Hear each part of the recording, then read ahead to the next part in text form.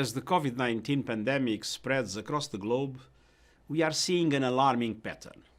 The poorest and most vulnerable members of society are being hardest hit both by the pandemic and the response. I am especially concerned about the well-being of the world's children. Thankfully, children have so far been largely spared from the most severe symptoms of the disease, but their lives are being totally upended. I appeal to families everywhere and leaders at all levels: protect our children. Today, we are launching a report that highlights the risks they face. First, education. Almost all students are now out of school. Some schools are offering distance learning, but this is not available to all. Children in countries with slow and expensive internet services are severely disadvantaged. Second, food. A staggering 310 million school children, nearly half of the world's total, rely on school for a regular source of daily nutrition.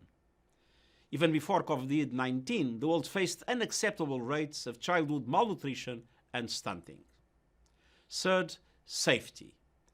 With children out of school, their communities in lockdown, and the global recession biting deeper, family stress levels are rising. Children are both victims and witnesses of domestic violence and abuse. With schools closed, an important early warning mechanism is missing. There is also a danger that girls will drop out of school, leading to an increase in teenage pregnancies. And we must not ignore the growing risks children are facing as they spend more time online.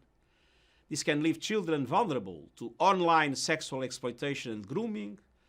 A lack of face-to-face contact with friends and partners may lead to heightened risk-taking, such as sending sexualized images, and increased and unstructured time online may expose children to potentially harmful and violent content, as well as greater risk of cyberbullying. Governments and parents all have a role in keeping children safe. Social media companies have a special responsibility to protect the vulnerable. Fourth, health. Reduced household income will force poor families to cut back on essential health and food expenditures, particularly affecting children, pregnant women, and breastfeeding mothers. Polio vaccination campaigns have been suspended. Measles immunization campaigns have stopped in at least 23 countries. And as health services become overwhelmed, sick children are less able to access care. With the global recession gathering pace, there could be hundreds of thousands additional child deaths in 2020. These are just some of the findings of the report we are issuing today. And its conclusion is clear.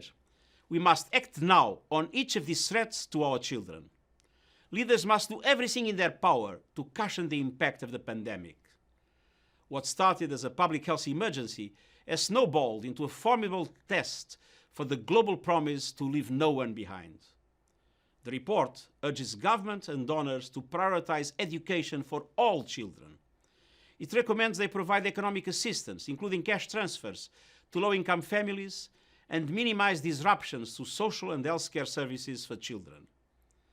We must also prioritize the most vulnerable: children in conflict situations, child refugees and displaced persons, children living with disabilities.